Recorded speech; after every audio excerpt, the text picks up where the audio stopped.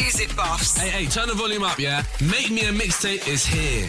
I'm Jordan Stevens. I'm Clara Anfo, and this is our brand new weekly music show. You pick a theme. We select the tunes. And we battle it out to create the ultimate playlist just for you. May the best music lover win. Oh, it's about to go down. Let's go! Make Me a Mixtape. Listen only on BBC Sounds. BBC Sounds. Music, radio, podcasts.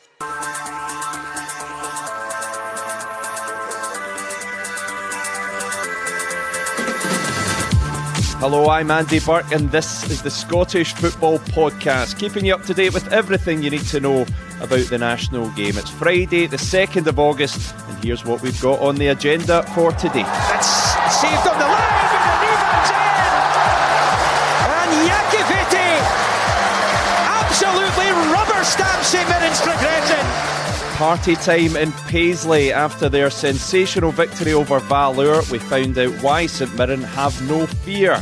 Also, Ouattara does well to get the ball in, and it falls, there's a goal, and it's the captain, Thibaut Summers, a mix-up at the back. we hear from Bruges as Kilmarnock lose to Cercle and drop into the Conference League qualifying. And it's back. Johnston across, it's 2-0! Maida smashes it into the roof of the net, and it is party time for these Celtic supporters! We take a look ahead to the eagerly anticipated return of the Premiership. The Scottish Football Podcast from BBC Sports Scotland. Great to have you with us. We're joined today by man of many clubs, Lee Miller, and the sports broadcaster and St Mirren fan, Ali DeFoy. And Ali, I have to start with you. I'm guessing you're very chuffed this morning. Absolutely delighted. I mean, I'm not going to pretend it was a struggle to get up at this time, but to talk about St Mirren, I'm all for it. And Lee, one of your former clubs, Kilmarnock, not such a happy evening for them in Belgium last night. Yeah, and we kind of be a little bit disappointed. Both teams with similar styles, but the goal they concede is disappointing from a Kilmarnock defensive view. But no, listen, they're still in the conference qualifiers, so you'll be happy enough. And the fans that Kilmarnock took over there was incredible. I think it was 2,500. I've seen the pictures coming back. It was absolutely fantastic from a club like Kilmarnock. It's done so well last season, so no, it's great to see. Lots to discuss with Ali and Lee, but before all that, let's quickly run through the latest Scottish football headlines. St Mirren will face Norway's Brann in the Conference League third qualifying round after vanquishing Valur with an emphatic 4-1 win in Paisley. Kilmarnock will also play Norwegian opposition in the same competition. They'll take on Tromsø after losing 1-0 to Cercle Bruges in Belgium, 2-1 on aggregate to drop out of the Europa League. And lots happening on the transfer front. Rangers have signed Dutch defender Robin Proper from FC Twente. Benfica midfielder Paulo Bernardo has completed a permanent move to Celtic following his successful loan spell last season. And Fulham have made a bid of around £20 million for Manchester United and Scotland star Scott McTominay. And, as if that's not enough, the league season kicks off as Falkirk host Queen's Park in the opening match of the Championship. That one live on Sports Scene on the BBC Scotland channel from 7:30. The Scottish Football Podcast. Well, let's start in Paisley, shall we? And Ali DeFoy, 37 years in the making for St Mirren to host European football, and I'm guessing it was worth the wait. Oh my word. Just to see everybody so excited was amazing. I unfortunately didn't get to go over to Valur. And my brother and dad did in the chartered plane with the footballers, which was, I think, the highlight of their life. But it was able to walk with friends, people I've been to football with for years, people I used to sell programmes with in the corner of the street when I was 12 years old. It was just a massive get together of great cheer, great spirit, great atmosphere. And then obviously the result was the cherry on top. It was just a wonderful night. Everybody was delighted. But unfortunately, I haven't booked my tickets yet to SK Brann, whereas half of them at halftime we're trying to get theirs sorted. So by the end of the game, they've all got their plans, their routes, they're booked. It's amazing. So I'll have to get onto that. Although I've got a wee bit more time than I did in the first first away match. But yeah, it was just the best night of my life. Spent it with my dad, my brother, my nephew, who's only 7. He has no idea of the magnitude of the game, but he got to hold up one of the Tissot black pieces of plastic, and that made him happy. He got the elastic band to put around his head from afterwards. I mean, little things. My sister-in-law, it was a big family affair, chilling out with Tony Fitzpatrick, seeing the delight on his face when I used to work with him, and he was saying, we're going to go into Europe. And I was like, yeah, I was totally with you. I think the pair of us were thought to be mad a few years ago, but it was just, can you tell I'm out of breath? It's so exciting. It was so exciting.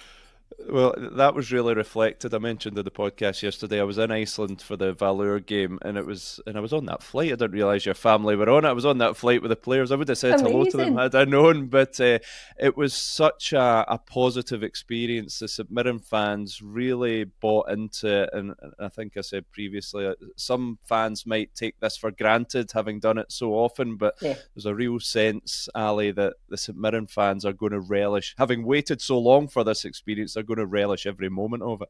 Oh, absolutely. There was no two ways about it. 1:30 in the afternoon yesterday, the amount of fans that were in St Mirren Park putting round all their Tissot banners to hold up. Everybody wanted everyone to feel included. They were inviting the Valur fans before the match, as they did to us when we were over there, making sure everybody felt welcome. And I thought it was a lovely touch at the end. They were taking the time to stand and clap the Valur fans that made it over, and the players went over to clap them as well, and the board.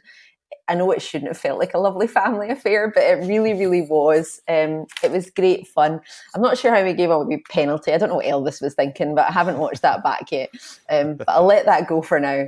I do think it was great to see St Mirren in such great form. They had so many chances in the first leg, or the away leg, should I say, and they didn't take them. They just didn't. I don't know whether part of me was trying to give the pitch as an excuse. I don't know if that was just me trying to be helpful. I thought when they come back to Paisley, when they're on the grass, it'll make such a difference. But they took their chances. They were calm, they were concise, and they managed to get some. And I thought they were great goals as well. In spectacular style! And the return of European football to Paisley has a magnificent memory in the shape of a third goal scored by Mark O'Hara. Well, I don't think it was just got in the back of the net, bumbled in there, which, with the utmost respect, sorry St Mirren, sometimes it's in any team, you get it in the back of the net, you don't care how. Own goal doesn't matter, it's in there. But I thought there was some brilliant goals in there, which will obviously raise the confidence for the players as well, not only for the next leg, but also going into the start of the Premier League, which is so exciting. Can you tell I'm excited?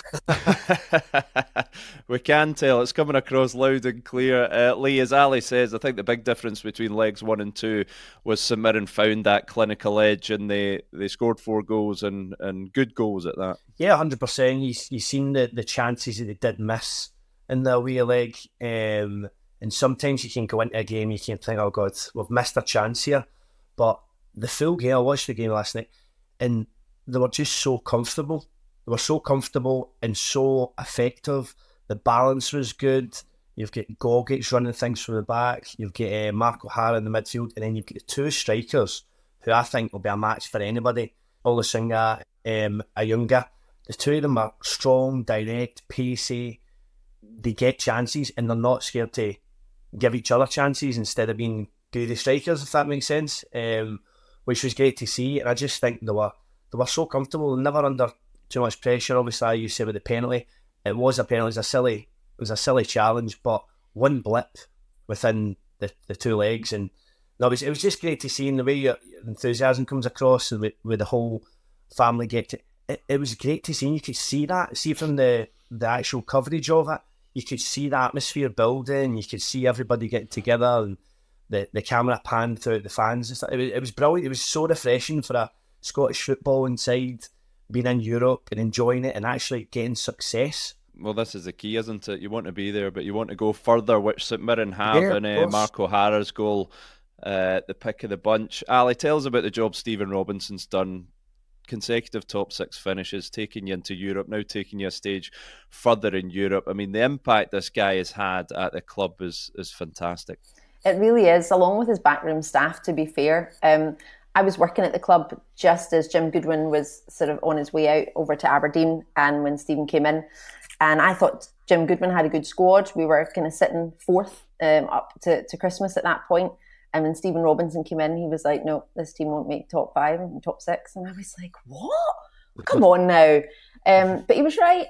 There was a lot of rebuilding to be done for the style of play that he wanted to play and where he wanted to take the club and his vision. And I just think he's worked tirelessly. What he's done with the squad, what he's brought into the squad, there been 7 changes from last season. And obviously we finished with our top 6 finish. So that in itself shows he's just constantly wanting to improve, constantly wanting to grow. But he's got a great way of working with the players. He's got a great way with the fans. You can see how much it means to him on the sidelines, but sometimes he does like get it taken over him. Sometimes you will see him running down the sidelines with his finger and like, come on you. But it is great to see he's so passionate, and the fact that he has been there as a staple for a good few seasons makes such a difference, I think, in a football club. I think in Scottish football, other places as well, but definitely in Scottish football, managers don't get that long. Quite often they do change, and I think that for a club to be able to have such trust in a manager and to have him there for such a consecutive seasons, to be able to build a squad that he wants, the way he likes it to play, the way he wants, which seems to be doing great. So much attacking play from St Mirren, which I'm not really, as a St Mirren fan, used to seeing too much. We usually kind of defend and take a wee chance and then maybe we back off. But to come out straight away off the mark, goal within the first 15 minutes, after the break, I thought, oh no, come on, we need to get something. I was really hoping we get a second goal before we went in, but straight after the break, straight again within a few minutes, 51st minute, 52nd minute, got another goal. I just thought, yes, this is the kind of football we want to play. And as you were saying, to be seen in Europe, to be doing that with the fans, but also the performance as well to back it up, it was just so special. But I think he's doing a brilliant job. And I think from the fans, from the board, from all the staff at St Mirren, what I hear about them when I see him around the club, he's just great. He really is. Well, it's Bran next up for St Mirren, and last night's other big game, Kilmarnock lost out 1-0 away to Cercle Bruges, exiting the Europa League 2-1 in aggregate. Before we discuss that match, we've got a special dispatch from Callum Scott of the Forever and Ever Kelly podcast, who was in Belgium following the team. It's a tough one, but it's a day that will live long in the memory for the Kilmarnock support, and you can see that with the action at the end with the players and Derek McInnes, the manager, and the rest of the coaching staff over really showing their appreciation to the travelling support, who were unbelievable throughout both ties. The Kilmarnock fans have been outstanding. Their reaction to Gundogan goal, just getting behind the team, and everything it's been a great experience, and we're just gutted because I feel in the first leg we should have come away with a win and we got a draw, and then today we probably did enough to get a draw and unfortunately lost the game. So when you look at it that way, it's the fine margins, but I'm very proud of the players, the management and the supporters, because the supporters were an absolute credit to the club, and hopefully it's no long before we're back at this stage. We'll look forward to the Conference League now, and hopefully we can get a good result there and try and progress into that as well. So fingers crossed the club can progress to the last stages of European competition. The Scottish Football Podcast from BBC Sports Scotland. So, yeah, not a great night for Kilmarnock. They exit the Europa League. It was a special night in many ways. Not the result the Kelly fans wanted, Lee, but the Kelly fans, we were discussing St Mirren making the trip over to Iceland. The Kelly fans travelled in great numbers to Belgium. Again, they really embraced the European adventure. Yeah, definitely. And I watched a good bit of the first leg at home, and the atmosphere in the stadium. I think that was just about a full house as well. Again, St Mirren fans got behind their team at home, and so did Kilmarnock. And then you seen I seen the pictures coming in from the away leg. 2,500 fans travelling over there is incredible, and they really got behind their team. And I think Derek said that in his interview. He said the fans were incredible. They gave the players the support. Although they did get beat, they did get behind them, and I think they were so unlucky. I think the way Derek comes across, he was not that he was happy, he was kind of content with the way they played, but obviously annoyed at the goal they concede, and I think a few decisions with the referees. So these kind of things go against you sometimes, but he'll be looking forward to his his next encounter in Europe, and I think the players will as well. And they've got that kind of out of the way with now. They've had their little experience. Now they can go ahead and look forward and not have as much nerves maybe going into it. Yeah, Tromsø up next for them, Lee. And it's been a good test this over the 2 legs against Cercle Bruges. You would imagine there'll be some lessons learned. The Conference League, while still a good standard, you're dropping down slightly from Europa League level. So you would hope Kilmarnock can maybe find their level there and make a mark in that competition. Yeah, they'll take a lot out of the 2 legs. I think Derek will obviously pick. I think Ali makes a good point about in terms of how good St Mirren have done. I think they've been allowed the good few years to build that squad. There's no coincidence. St Mirren and Kilmarnock, they've had a good few years to build squads. Derek McInnes has done a tremendous job there in getting his own players in to play the way he wants to play. And it's the same with Stevie Robertson. They've had a good turnaround of players, but it's to fit how they want to play instead of players being there and having to play a certain way. They're playing the way they want to play. And there's no coincidence there in Europe and doing really well. So, no, it'll be exciting to see the both teams in the kind of next rounds and see where it takes them. Well, a busy time of European football. As if that wasn't enough, there's a small matter of the Premiership return this weekend. Ali, how much are you looking forward to the new league season kicking off? Very much. I've had a wee bit of a break this summer. I've not been working too much, which has been lovely, but I am very much looking forward to getting back into the football and seeing where this season takes us. The start of the season is always quite interesting, isn't it? Because you've got all the new players' names to learn, where they fit within their team. And then also before Christmas and the run up to that, who's in what position, and then after Christmas it all changes. Well, maybe not the top 2 spots, but the rest of it. But it's always, I just always think it's a really exciting time. Hard for reporters because obviously there's a lot of names and a lot of locations and a lot of former clubs and a lot of statistics to try and get your head around. But once you start to get into the season, I think it's brilliant once you start to feel a wee bit more comfortable with all the pronunciations and where everybody's come from. I know it's a big challenge, but yeah, no, very much looking forward to it. And it's quite spread out, the first few games, isn't it, across Saturday, Sunday and Monday. So it means as a fan as well, you get something to watch every kind of couple of days. It's not just a one-day wonder, which is great if you want to watch your team, but if you want to see a bit of football and you're just a kind of general fan, I think it's good that there is a variety and quite a lot of it on the TV as well. Yeah, and it all kicks off with a cracker at Tynecastle, Hearts v Rangers. Lee, I mean, how do you see that? So many questions around Rangers at the moment. They are starting to move in the transfer market. There's been all the speculation about Lawrence Shankland. Would he leave Hearts for Rangers? That's not happened yet. So many storylines around this fixture. It's a belter to kick off with. It's a perfect game, isn't it, to open the campaign with Hearts. Not only Rangers, it's an away game for Rangers. Going to Hearts is such a difficult place to go. Tynecastle can be one of the best stadiums for atmosphere, and I'm sure the Hearts fans will get right behind the club. Although they haven't had a great pre-season in terms of results and stuff, but I'm sure they'll go into it full of confidence and looking to do something, looking to take the 3 points at the end of the day, because like you say, Rangers, I speak to loads of Old Firm fans and the Rangers fans aren't that happy just now, just with the lack of signings, obviously the stadium, there's so many different things, negativity around the club, but once that game starts on Saturday, I'm sure they'll get behind their team and it's just such an interesting spectacle, I think, looking at it. And like Ali says, like you look at the start of the season and then you go into Christmas, where's your club, where's your team at that point, and then you go into see where you can end up, can you make the top 6? But it's just exciting. It's the fact it's come around quite quickly for me. I think it's been good. They've not had much, obviously having Lennon in football just now. It's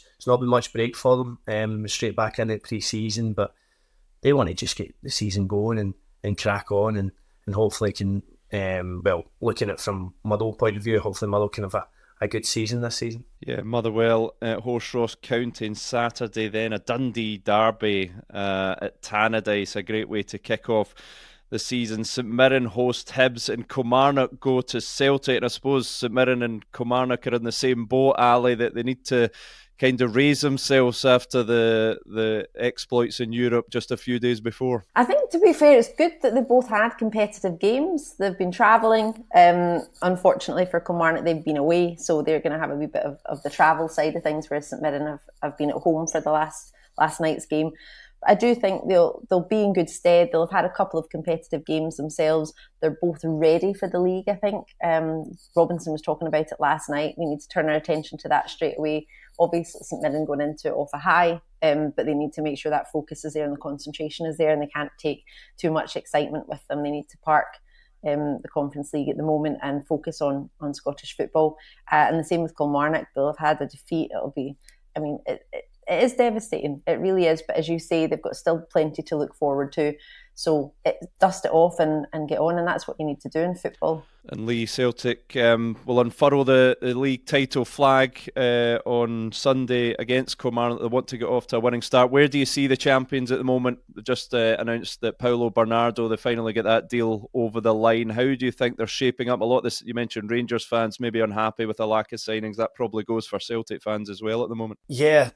I think it's a really good signing, Bernardo. We all know what he can do. He contributed, although it was off the bench quite a lot of times, but his assists, his goals, he did score big goals last season. So no, he's a great signing. But Schmeichel's the big one for me. Schmeichel's an incredible signing to get him over the line, and he's such a good fit for Celtic. I think he'll do incredible. But you look at the results they've had in pre-season. I know you can't look too much into pre-season, but seeing the goals that they scored and the quality they had, and the teams they were playing against as well, although it's pre-season, but the Celtic fans are really on a high. Again, they'd probably want a couple more signings in. That's a given, and that'll probably happen before the end of the transfer window. But no, they'll be really looking forward to the game and want to kick on and defend their title. Yeah, it will be fascinating. A great opening weekend, a fascinating season ahead. That's all we've got time for. Ali, Lee, great to talk to you guys as ever. Thanks to you at home for listening. Remember, you can watch Falkirk versus Queen's Park on the BBC Scotland channel from 7:30 tonight. Sports Sound on BBC Radio Scotland will bring you all the live action across the weekend, and Sports Scene will bring you the highlights on Saturday and Sunday evenings. And of course, we'll be here with the Scottish Football Podcast every day, so to be alerted when new episodes drop, subscribe on BBC Sounds and have push notifications turned on your phone. All that coming up this week, but for now, from Ali, from Lee and from me, thanks for listening. For everything you need to know about your team this season, download the BBC Sport app. All the latest news, goal updates, stats and scores, and insight and analysis. Just select your club to get the biggest stories and best content at your fingertips. What a result.